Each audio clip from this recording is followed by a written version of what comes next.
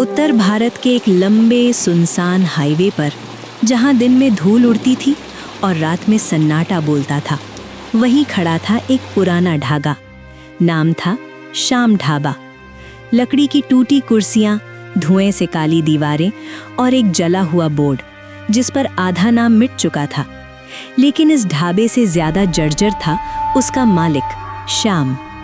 श्याम कभी ऐसा नहीं था, कभी उसका दिल भी नरम था, लेकिन वक्त और लालच ने उसे पत्थर बना दिया था।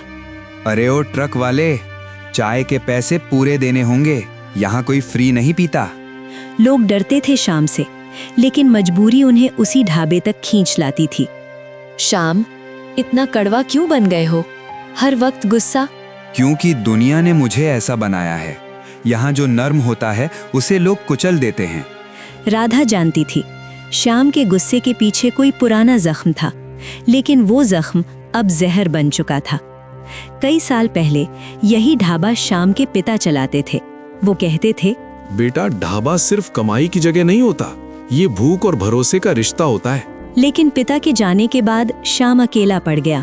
नुकसान हुआ, लोगों ने धोखा दिया और वहीं से जन्म हुआ लालच का। आज श्याम सिर्फ पैसा देखता था, इंसान उसे दिखाई नहीं देते थे। भैया, थोड़ा कम कर दो, घर में बच्चा बीमार है। बीमारी तुम्हारी है, ढाबे की नहीं, पूरा पैसा दो। ग्राहक चुपचाप सिर झुकाकर पैसे रख देता और राधा चुपचाप सब देखती। उस दिन आसमान कुछ ज्यादा ही भारी था। हवा अजीब सी आवाज कर रही थी। राधा का मन घबरा रहा था। आज दिल अच्छा नहीं लग रहा, कुछ गलत होने वाला है। गलत सिर्फ तब होता है जब तिजोरी खाली हो। रात होते होते बारिश शुरू हो गई और उसी बारिश के साथ श्याम की जिंदगी में पहला इम्तिहान आने वाला था। रात गहरी होती जा रही थी। बारिश अब सिर्फ पानी नहीं थी, जैसे आसमान खुद कुछ कहने आया हो। हाईवे पर सन्नाटा था। कभी कभार किसी ट्रक की हेडलाइट अंधेरे को चीरती हुई निकल जाती।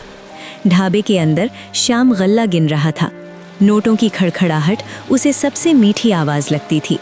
आज कमाई अच्छी हुई, बारिश भी भगवान की देन है। भगवान की देन सबके लिए होती है, सिर्फ हमारे लिए नहीं। श्याम ने उसकी बात अनसुनी कर दी। उसी वक्त ढाबे के बाहर किसी के पैरों की आहट हुई। दरवाजा चरमराया। एक बूढ़ा आदमी अंदर आया। फटे कपड़े, सिर पर भीगा हुआ गमछा और आंखों में थकान से ज्यादा भूख।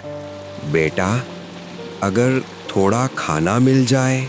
राधा ने उसकी ओर देखा। उसका दिल भर आया। पहले ये बता, पैसे हैं या नहीं? यहाँ कोई लंगर नहीं चलता, बाहर निकल। आज नहीं है बेटा, 2 दिन से भूखा हूँ। कल मजदूरी मिलेगी तो दे दूंगा। बारिश की आवाज तेज हो गई, जैसे किसी फैसले का इंतजार हो। यहाँ कोई लंगर नहीं चलता, बाहर निकल। राधा आगे बढ़ी। श्याम, एक थाली ही तो है, भगवान के नाम पर। चुप, मेरे ढाबे में मेरे नियम चलेंगे। बूढ़ा आदमी एक पल रुका। उसकी आंखों में न गुस्सा था न बद्दुआ, बस गहरी उदासी। ठीक है बेटा, भगवान तुम्हें सद्बुद्धि दे। वो मुड़ा और बारिश में खो गया। दरवाजा बंद हुआ। ढाबा फिर शांत हो गया, लेकिन राधा का मन अशांत था। अगर आज तुम्हें भूखा कोई निकाल दे तो कैसा लगेगा? मैं ऐसी हालत में कभी नहीं आऊंगा। श्याम को क्या पता था कि किस्मत उसे बहुत जल्द वही हालत दिखाने वाली है। रात के करीब 3 बजे श्याम की नींद टूटी।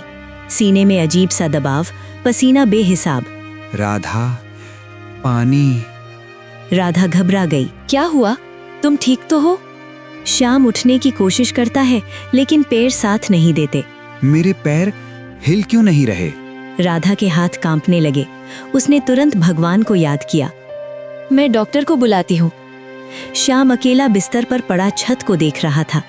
दिमाग में एक ही चेहरा घूम रहा था, वो भूखा बूढ़ा।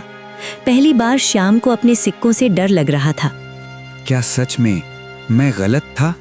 बारिश थम चुकी थी, लेकिन श्याम के अंदर तूफान शुरू हो चुका था। सुबह होने से पहले ही ढाबे के बाहर हलचल शुरू हो गई थी। रात की बारिश के बाद हाईवे की सड़क चमक रही थी, लेकिन ढाबे के अंदर माहौल भारी था। डॉक्टर पहुंचा। उसने श्याम की नब्ज देखी, आंखें जांची और सिर हिलाया। ये कोई मामूली कमजोरी नहीं है। ज्यादा तनाव और झटके ने इनके शरीर को जवाब दे दिया है। क्या ये ठीक हो जाएंगे?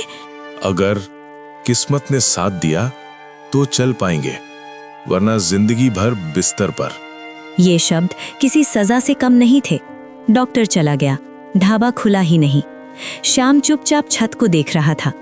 अगर मैं चल नहीं पाया तो ये ढाबा, ये पैसा सब किस काम का? उसकी आंखों के सामने वो बूढ़ा आदमी घूम रहा था। क्या यही मेरी सजा है? राधा आंगन में बैठी रो रही थी। मैंने कितनी बार कहा किसी भूखे को मना मत किया करो। राधा का दर्द सिर्फ श्याम की हालत का नहीं था, वो उसके दिल के मर जाने का था। शाम होते होते हवा फिर बदलने लगी। ढाबे के सामने अचानक एक जाना पहचाना साया दिखा। वो बूढ़ा आदमी था। आप? हाँ बहू, मैं फिर आ गया। राधा के मन में डर भी था और उम्मीद भी। बूढ़ा श्याम के पास पहुंचा। श्याम उसे देखकर नजरें नहीं मिला पाया। मुझे माफ कर दो। बूढ़े ने कुछ नहीं कहा, बस श्याम की आंखों में देखा। माफी से पहले स्वीकार जरूरी होता है। श्याम का गला भर आया। मैंने इंसानों को सिर्फ कमाई समझा। आज समझ आया कि भूख कितनी बड़ी सजा होती है। बूढ़ा धीरे धीरे खड़ा हुआ। हर इंसान को एक मौका मिलता है श्याम, कुछ समझने के लिए, कुछ बदलने के लिए।